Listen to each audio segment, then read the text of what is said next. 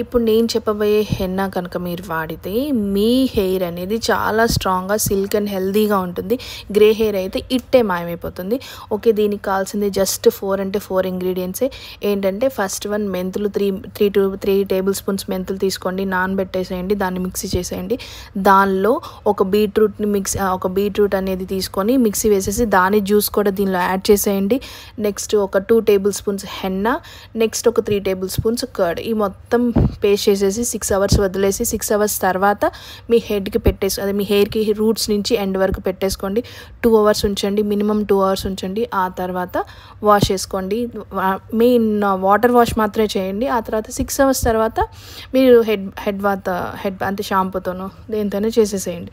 But first after immediate apply చేసిన 2 hours తర్వాత మాత్రం జస్ట్ వాటర్ వాష్ మాత్రమే చేయండి. ఆఫ్టర్ 6 అవర్స్ తర్వాత మాత్రమే నార్మల్ వాష్. ఈ మిడ్లో మాత్రం మీరు కావాలంటే కనుక మీ హెయిర్కి ఆయిల్ అనేది అప్లై చేసుకోవచ్చు. ఆ తర్వాత ఇదిగోండి చూస్తున్నారు కదా, ఇటువంటి హెయిర్ అనేది మీ సొంతం అవుతుంది.